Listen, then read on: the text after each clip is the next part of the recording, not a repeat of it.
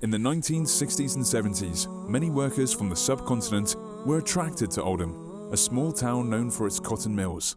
The vision and determination was to create a better future for the next generation.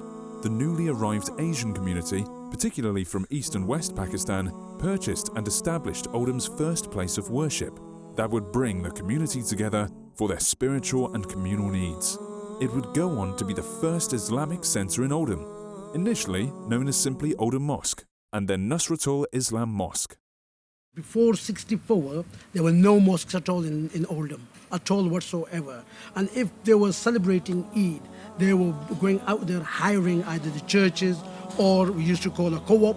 Then they come up with an idea, let's have a mosque.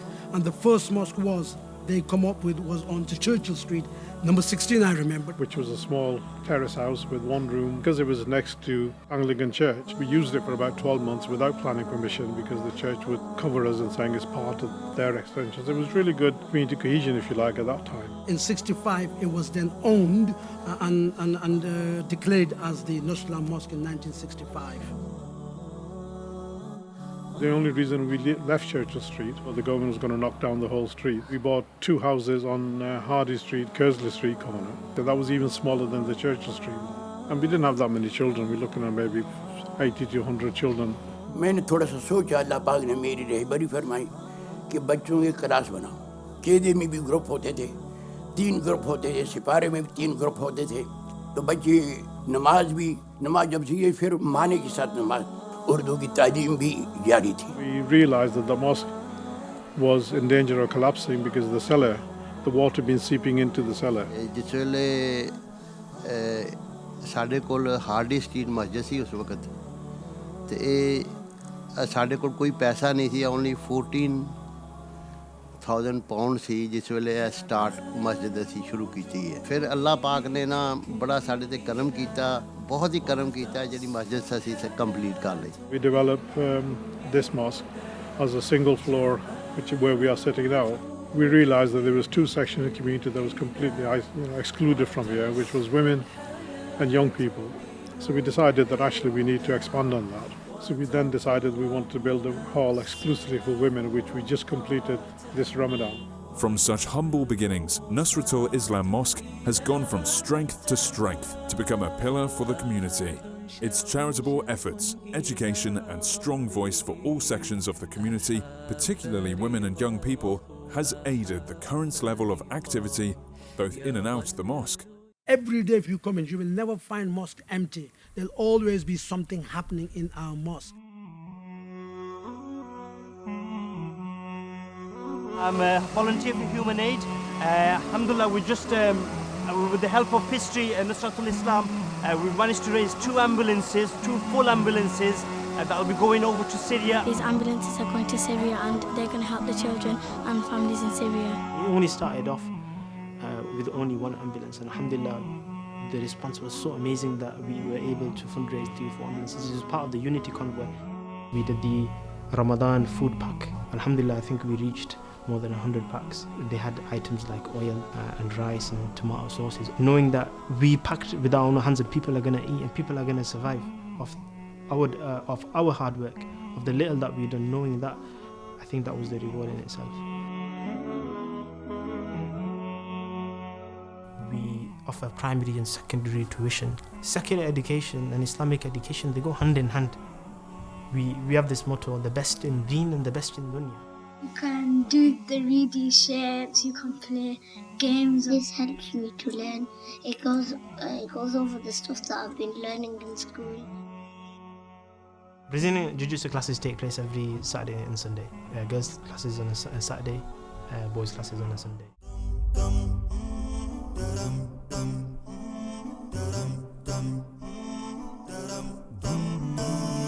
It's nice to see that the children come in and they participate, and seeing the jiu-jitsu class as well, I've seen that my children really enjoy it.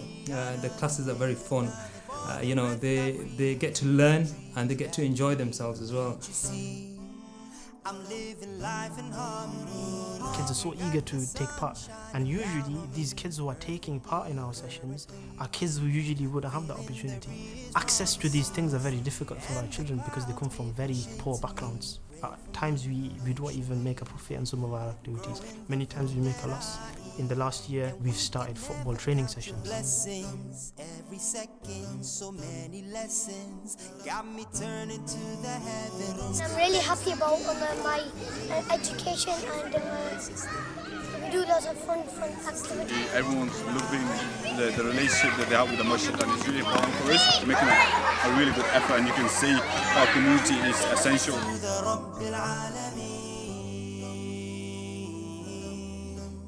The understanding for our community used to be is for our generation to read the Quran and finish the Quran, that's it. But what we are doing now on daily basis is we deliver further education as well as the basic education. The boys and girls, they spend over 10 years in a madrasa, so it's so important that that madrasa caters and it delivers the knowledge, the Dini education to that child. In 2010, we had about 70 students, and now in 2017, alhamdulillah, we have 370 students. We have a waiting list of over 50 to 60. In the primary maktab, they would learn the basics. Hadith, surahs, masail, kalimas, tajweed. It's a really good class, and I enjoy this masjid. It's a really good masjid. The secondary maktab, they will be covering over a period of 6 years over 1,000 hadiths of Rasulullah sallallahu alaihi wasallam. We want them to have sufficient knowledge of the deen. When I was 5 years old, I was studying Qaeda. Then from Qaeda, I've been going du'as and higher, and now I'm in FE class. I've been learning a lot in this mosque. It's not a curriculum that we've taken from another place, so we've had to make this ourselves. And the Bajis gives the exams at the end of the year, so they kind of know what we're on and what we're struggling and stuff. From what I've seen is the shift is quite big, it's massive. The kind of curriculum now is more structured, and there's a lot more offered on it, there's a lot more covered, and also as well that the texts that are actually used are a lot more comprehensive as well. I would say it's unique because we have the primary madrasa and we have the secondary madrasa, and this is why we have a 12-year syllabus. Families naturally they outgrow. You know, we start off with one kid, we start with a 2-bedroom house. Eventually, nobody is going to be happy living with having 3 or 4 children and living in a small house. Good education, it has certain demands, and part of that is having a conducive environment in which to be able to deliver the education. Without the extra space, we won't be able to fulfill the dream, which is to have from year 1 up to year 12.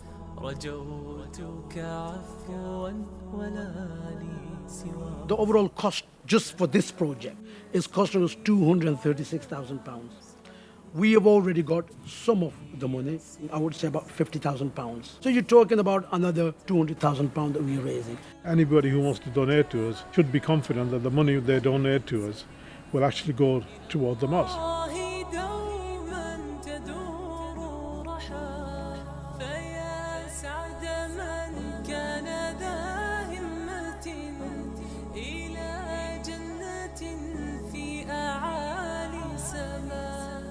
In 9 months' time, this will be complete. If people see the work starting, we felt that, people will really realize what's going on. So donate and be part of this masjid.